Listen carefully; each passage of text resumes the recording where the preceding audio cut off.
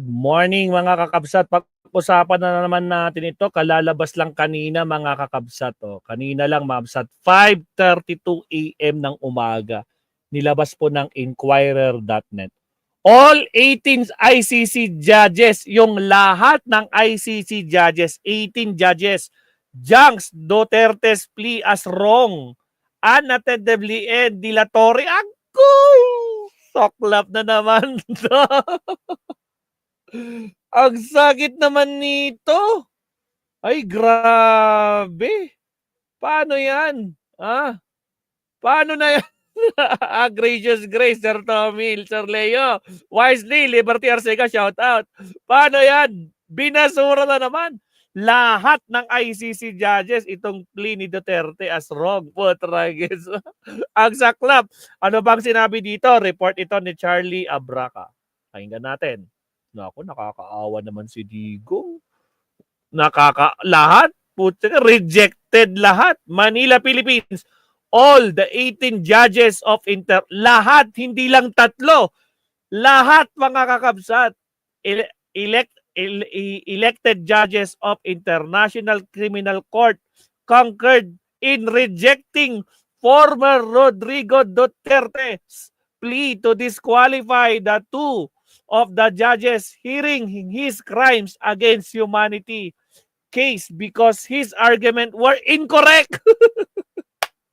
Ito na yung sinasabi ni Trillanes na paasa pleadings. Legally attainable and may cause delay. Yun lang. Putragis. Ako mo, bokyak-bokya mga kakabsat. Putragis. Ako po. Ito yung nasabi na, ang ganda na pag ginawan ko to ng title, pag pinutol ko na, sasabihin ko, paasa pleadings. Ito na yon. Putragis, naka po, hindi lang 3 judges, kundi lahat yung 18 judges, mga kapsat ng ICC. Ni-reject. Putragis naman to. Oo. In a 13-page ruling dated July 3, nako, 3 days ago, the ICC said the decision on the disqualification plea was reached by the plenary of judges. Plenary, buo. As required by the ICC rules consisting of 18 judges elected by the Assembly of States Parties composed of 125 countries, excluding the Philippines and Burundi under the Rome Statute that created the ICC. Ang saklap naman nito.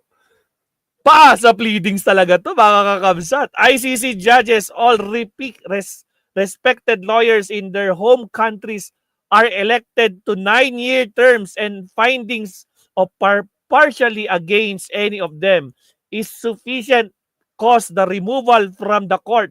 No two judges come from the same country in the current batch of judges. Ako po, ang saklap nito, sakit nito. Yes, tama ka dyan, Lucky James, 125 countries. Wow, kaya nga. Garapon talaga pag-asa ni Digong. Uy, grabe ka naman, Wisely. Hindi naman. Wag naman, maaga pa. Relax ka lang, wag mong masyadong madaliin. Kamote yung mga lawyer nila, pinapaasa lang talaga ng Duterte. Sayang ang 10 million euro na masweldo niya. Sir Leo, kwan lang yun, acceptance fee. Meaning, one time lang yun. Pero yung 150 million, monthly yun. Putragis. Nako pa! Nako po! Wala na mga kabsat. Bokyang-bokya na naman. Oh my goodness. Sabi dito, ICC explained the rejection of the third appeals with the disqualified 2 judges. But in the same case, the Duterte plea, the plenary, the judges unanimous, no? Nako po, that were no grounds and raised actual nor reasonable apprehension of bias against Judge Raylene Sophia. Alam po, ang haba naman ng pangalan nito, Gozon of Benin and Socorro Flores E. Liera of Mexico. Nako naman, ang sama naman ng kwan nito. Nako po. Yung plenaryo, mga kabsat. The plenary of judges considered that the judges acted at all times in accordance with the judicial duties assigned to them under the Rome Statute. the ruling writ. As judges of pre-trial chamber,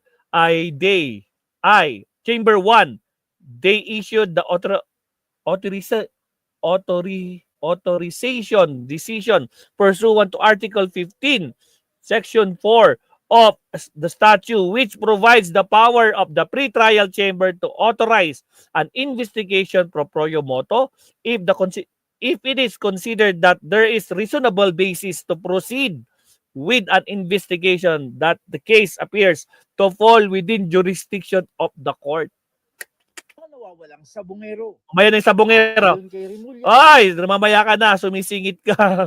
Duterte sought excusal of itong mga judges na to, si Flores, Ginso Flores, because of their previous ruling on Duterte's earlier petition requesting ICC jurisdiction because the Philippines withdrew from the Rome Statute in 2019 when the ICC started investigating the charges against him while he was still a president. But the charges that were filed against Duterte covered a period starting from when he was a mayor in Davao. Nako po! Kailan pa hindi pa siya presidente. Oh, yun lang. Sakop pa din ng ICC yun, di ba?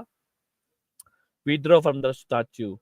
Duterte did not include presiding Judge Julia Anomalia Motok of Romania because she was not yet part of the pre-trial chamber when it ruled on the judicial appeal. But the plenary of judges ruled that there are no grounds, no doubt, their impartiality in the current case of none of the criteria established. Hindi sila, walang ka-ground, di ba? Impartial sila. Hindi tulad ng mga senador natin dito sa Senate Senate impeachment court. Nako po, yung iba doon kahit sunugin mo Duterte talaga, di ba? Nako po.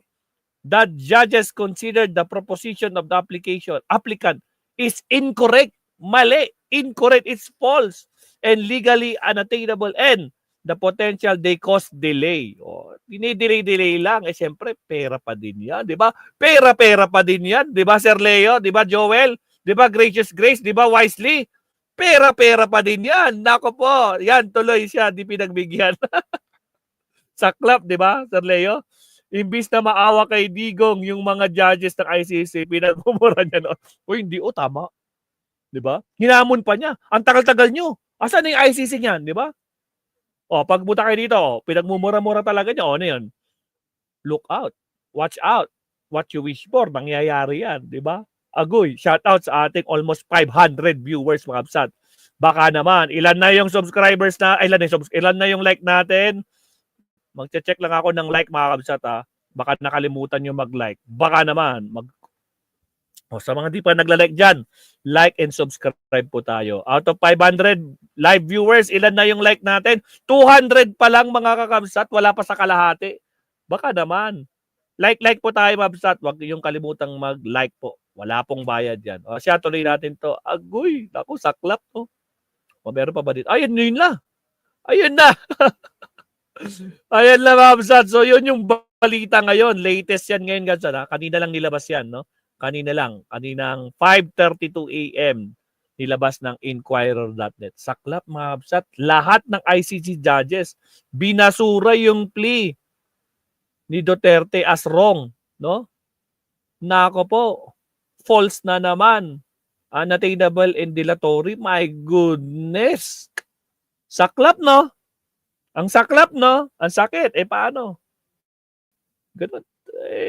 Style lang yon, di ba? Pera-pera ka, di ba? Libre mag-like, hit the like. Kaya nga, Sir Leo, di ba? Karma is real, sabi ni Joel. ganda ng number 18 judges. Oo nga! Nag-match siya! Teka lang, oo nga, no? 18 judges ng ICC binasura yung plea ni Duterte. 18 senator judges ng Pilipinas, alam nyo na, uy, magkamatch siya, mga tragis. Lucky number 18, nako po. Di ba? Oh my goodness, di ba? Nagtugma, Ma'am Adelia Castillo, number 18, judges ng Pinas, tuta ni Sara. Sa ICC rin pala, best, walang kinikilangan, impartial sila. Tama, Ma'am Adelia Castillo. Saklap, di ba? Nako ba? Ang sakit naman yan.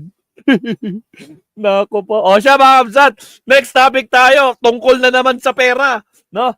Ito naman, namamalimos na mga kabsat. DDS pa din, namamalimos. Kung yung mga Duterte, maraming pera mga kabsat. Marami sila pambayad sa mga abogado nila. Merong 700 to 800 million. Merong 150 million a month. Ngayon naman, isang DDS supporter mga kabsat. Namamalimos na. Alam niyo kung sino? Abangan natin. Again, huwag kalimutan mag-like and subscribe. Countdown muna tayo. Next topic tayo. Pag-usapan natin tong namamalimos. Hulaan nyo kung sino tong namamalimos na DDS vlogger, mabsat. Nako po. O siya, countdown tayo.